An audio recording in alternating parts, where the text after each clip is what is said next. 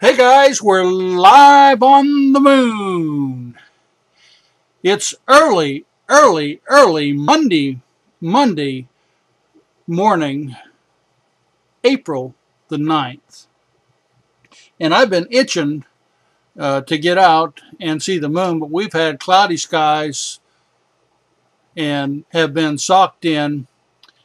And I have I don't have a totally clear sky, but I got a pretty good shot at the moon tonight. There are some scattered clouds. Uh, but as you can see, it's a beautiful moon, absolutely stunning moon. And if you're looking at this picture just the way I am, we're going to do a survey. It's been a while since I've been up here, and I just want to do a really good survey. I don't have any Barlows in this thing at all right now, and so I intend on doing a pretty good survey with just the camera, and then I'm going to put a Barlow in. The crater at the 7 o'clock position, that large crater, is called Tycho. And let me just move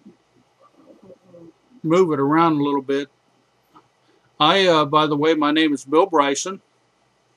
I'm a amateur astronomer, novice. Don't know too much about anything, just about a little bit, enough to get you in trouble. I guess that's. Now, the first thing I got to learn is which way is up. And the down arrow goes up. When I look at a pretty moon like this, I get really excited. Let me cut the brightness down a little bit just so you can see Tycho a little bit better. See, Tycho's kind of like at the 8 o'clock position. Now, that big crater, I do have a little bit of color in, but we're gonna kind of work our way. Clavis is kind of centered, and I want to zoom in and see how my zoom works. I do have a camera that has an optical zoom built into it, so it's not a software zoom. So I can kind of do whatever I want to do. And I'm looking at what I thought was Clavis, but it's not. And let me see if I can focus it up just a little bit better.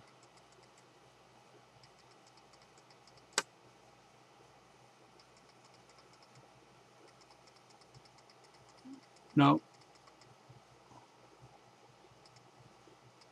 Let me turn the autofocus on just for grins and see what happens. That kicked it in a little bit better. I'm looking for Clavis, and I can't really see it too clearly here. Clavis is that crater with. Let me just go all the way out and show you this whole moon before I do any kind of surveys. Isn't that a beautiful moon, guys? And the strange thing is that the astronomers say there's no color on the moon, but you can see the Mars, the seas, and let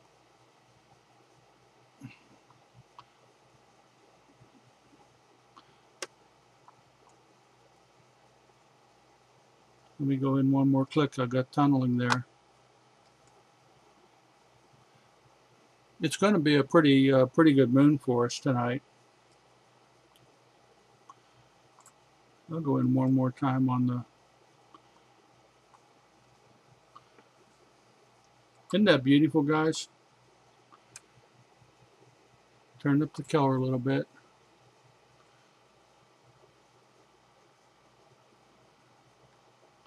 We just kind of go around the moon Isn't this high adventure? I mention that every once in a while, you know, just to get your blood going. But I get really excited when I look at a pretty moon, and this is a real pretty moon. I think we're going to be able to do a lot with it. It's a it's not it's a pretty bright moon. I don't have any filters in there. There you can see my on the left. Let me center it. What I call the coastlands. And if you look at that mar to the right of the coastlands, that's what I like to think of like an ocean.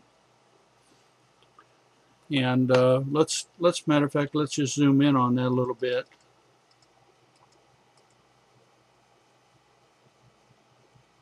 Isn't it kind of neat? I can just and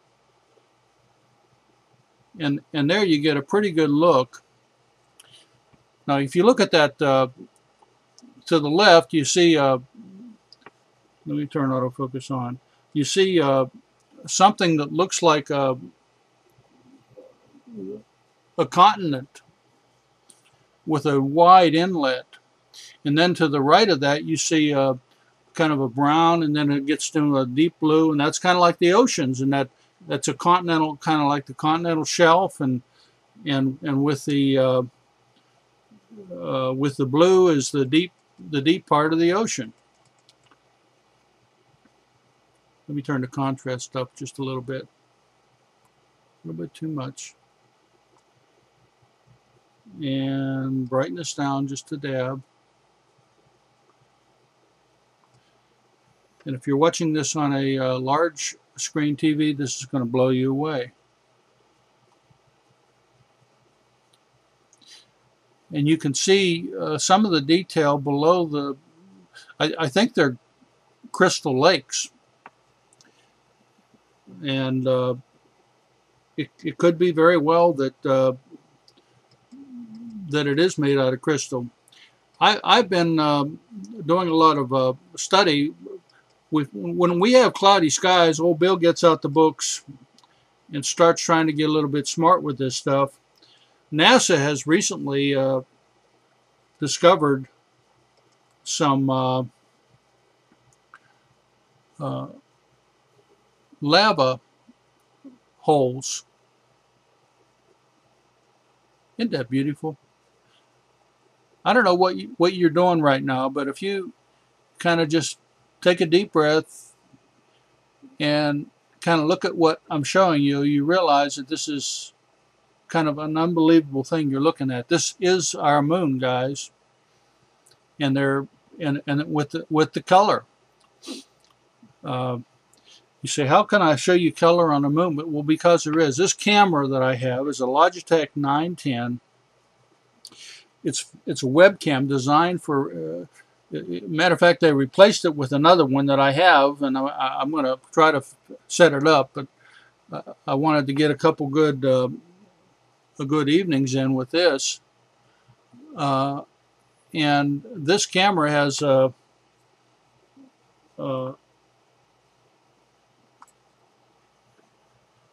megapixels, but the tricky thing is it's got autofocus and auto zoom.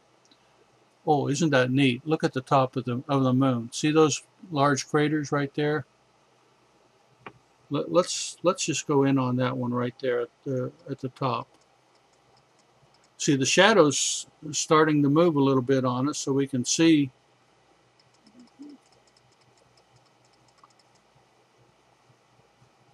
You can see there's atmospherics. Let me turn autofocus on. I can only do so much, but you can see when I did turn autofocus on, it kind of brought it in focus better. But you can see that big crater. It's a hornet's nest crater, and I call these craters. I have funny names for everything. Since I'm not a professional astronomer, I take the liberty to naming things the way I want to.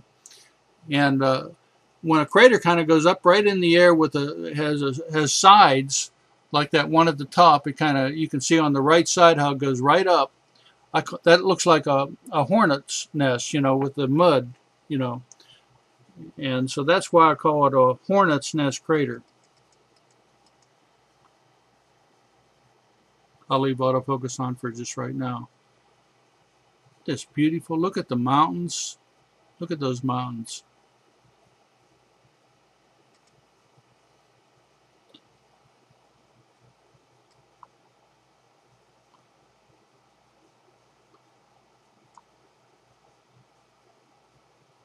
Absolutely stunning.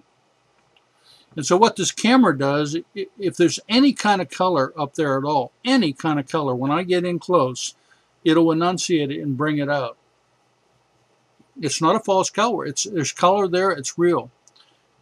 And it just amplifies it so you can see it. Some cameras don't do that. This one here really does it well.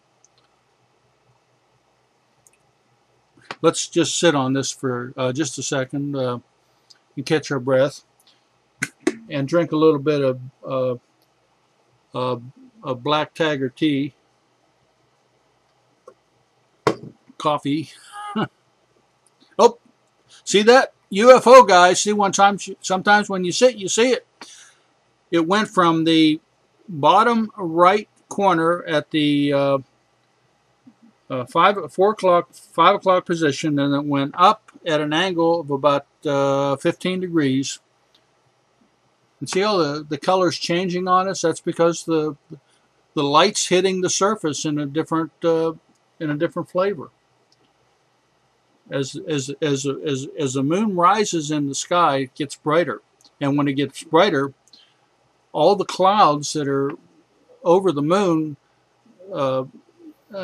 bring out the different colors that are there. So we saw a UFO. Some of you guys said, no, that's not a UFO, Bill. That was a UFO. Flying saucer on the moon, flipping about on the moon, flying hither and yon. It's actually been a while since I've done my videos, so you're going to have to bear with me as I kind of ramp up into this a little bit. Isn't that beautiful? Absolutely stunning. You know what that is? That's the ferret. See the two little beady eyes? Let me go up and center it. That's the ferret. Centered. See that big crater? Kind of flat, centered. If you watched any of my other videos, I'll point out this one large flat crater with two beady eyes and a little whisker mouth. That looks like a ferret to me. And so I call that the ferret. Some of you might call it a little mouse. It looks like a ferret to me. Now see how it's bright on the left side. And if I turn the brightness down, see how it will bring out some of those details.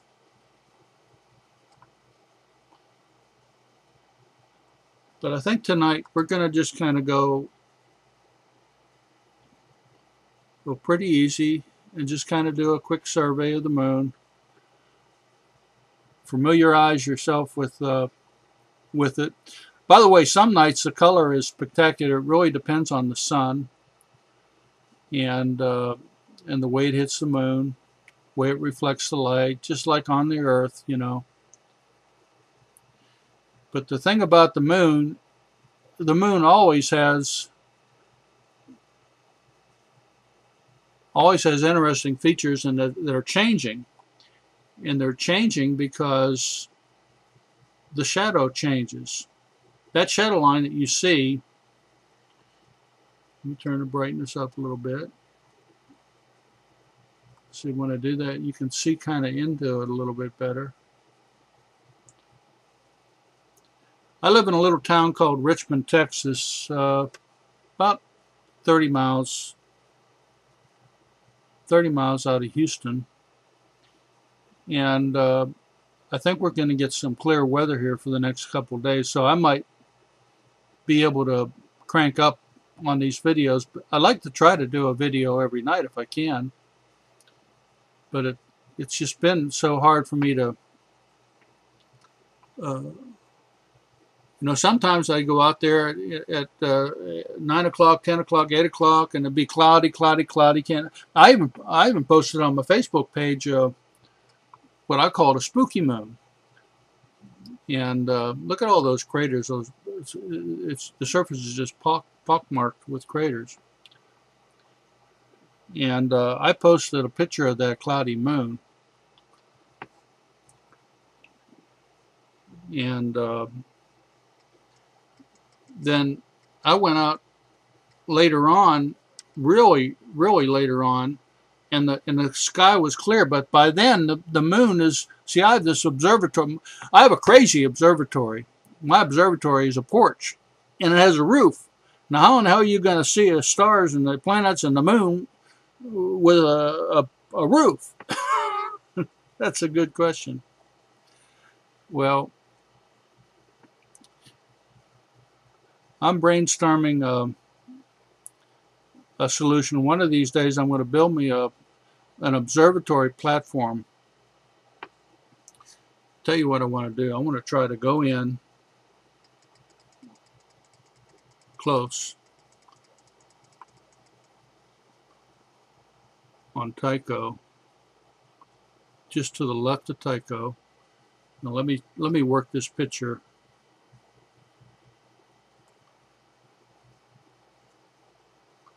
Turn up the brightness a little bit.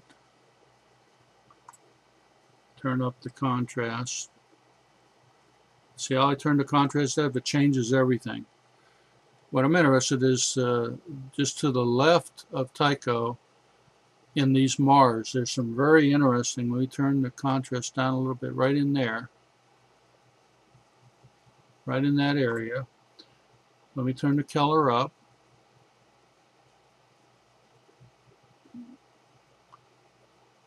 Not so much color now. Depends on the way it comes. See that what looks like a horse walking? His head's kind of like at the right above center, and that's all below the surface. And so consequently, see, when I turn the brightness down, you can see better. It kind of looks like 3D. And let me turn autofocus on now. Didn't make too much difference.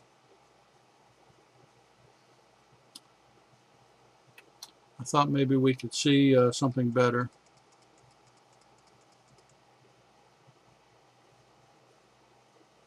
That's pretty good. Anyhow, I hope you guys have been doing well.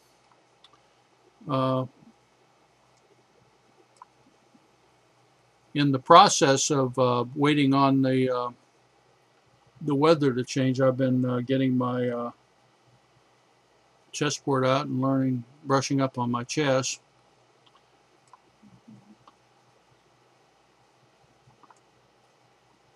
Let's just kind of continue on. I think this is a really pretty moon. Just going to kind of glide along,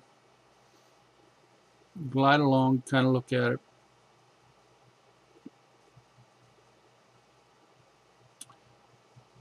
And I'll get matter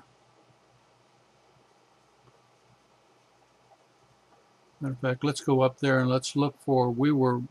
The last time we were on the moon, we were looking at the Apollo landing sites. And let me kind of go where they were.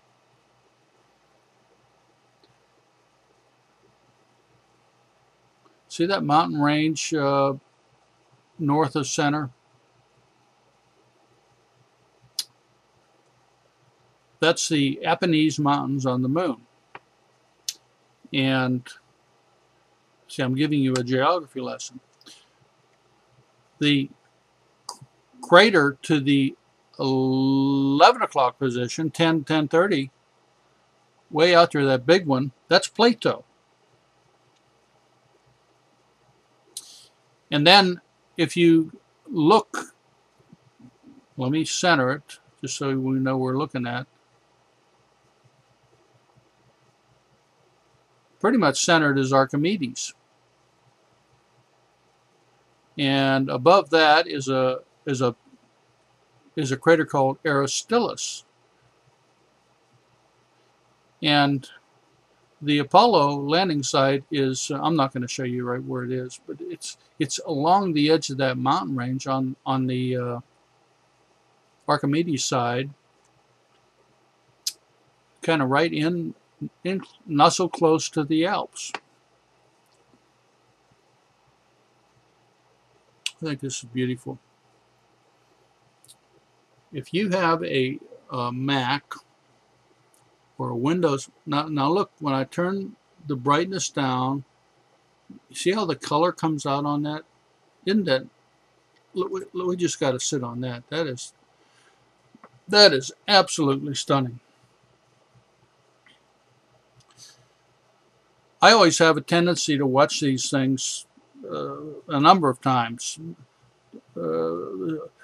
Several reasons. Number one, I like to watch it on my big screen TV.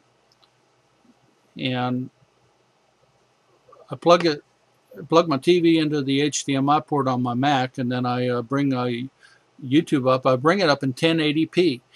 When you are watching these on YouTube, guys, the default is like 480. If you go down there to that little captain's, it looks like a steering wheel for an old boat, and click on that, you can change the pixels up to 1080 on these videos. And when you do that, then it's higher resolution, and it really does fill up a screen on a big screen TV. It just blows you away.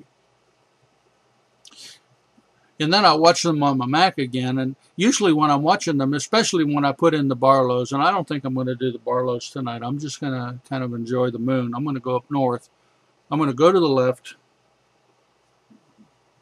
a little bit to the edge, and then I'm going to go north and kind of look at that interesting stuff on the top of the moon. And the way I'm showing you the moon right now is the way it is in the sky. Up is up and down is down. The only thing that's reverse is see how I turn it down, it brings out some of the detail and the color.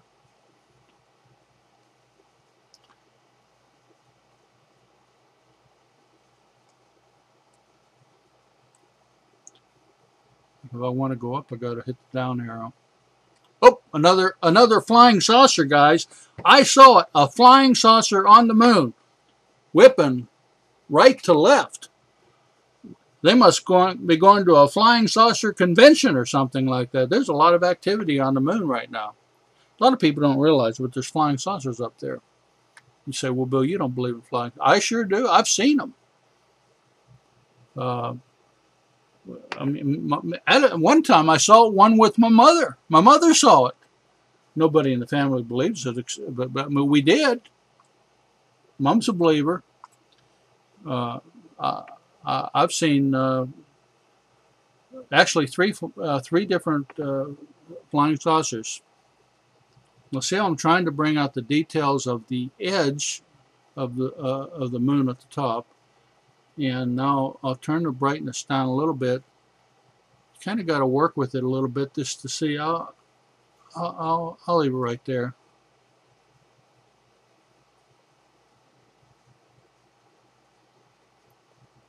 And now let's zoom in a little bit. I think it's so cool that I can zoom. And when I do, it enunciates things. Let's just sit on this for a minute. I wanted to tell you about something I'm working on. I've done a number of things during my hiatus here of a week or two.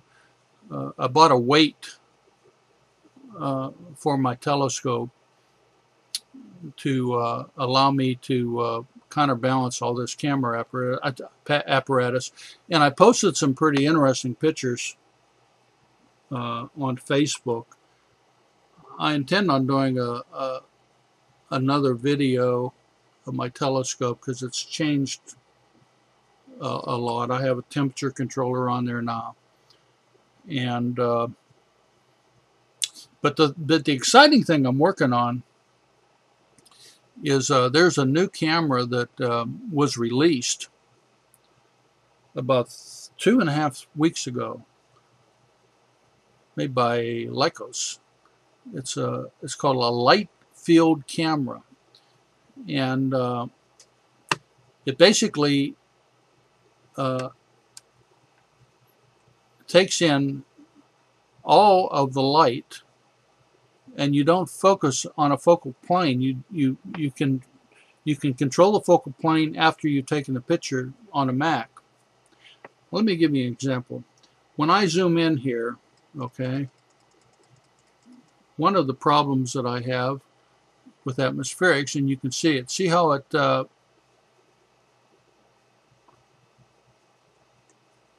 see how that crater that's centered right now has an interesting feature in the middle.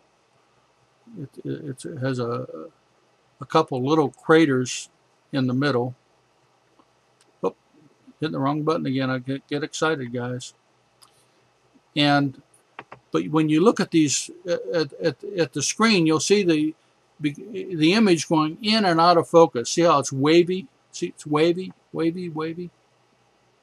So it's really hard to get exactly the focus. I do my best. What I'm hoping I can do with this camera, I'm going to build a special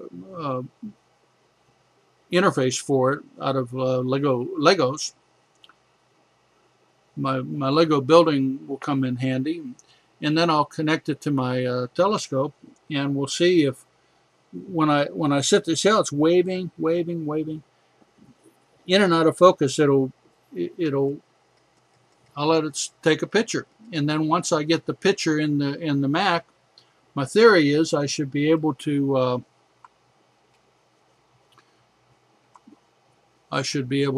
get a good picture. So that particular camera is not for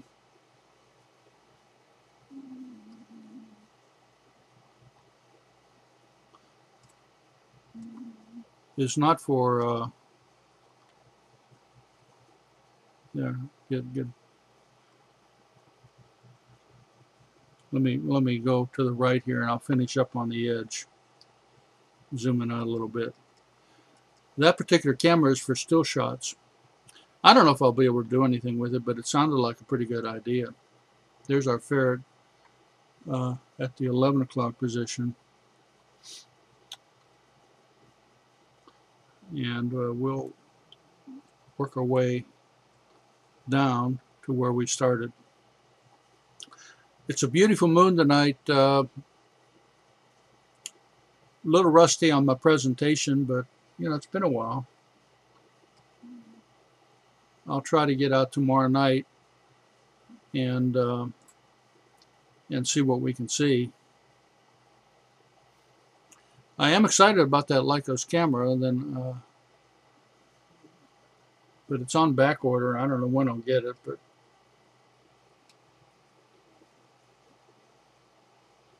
kind of tone it down a little bit there. Anyhow, pretty good moon. A little bit of clouds, a little bit of atmospherics, but still pretty good moon. Tomorrow night I'll try to get on it and put a Barlow in there, and we'll see what we can see real close. I don't know if you watched that last video I made of the moon. I actually piggybacked the Barlow. I was doing a 5 times close-up of the moon with that Barlow. That was incredible. The only problem was I had the moon was the weather was so terrible. It was just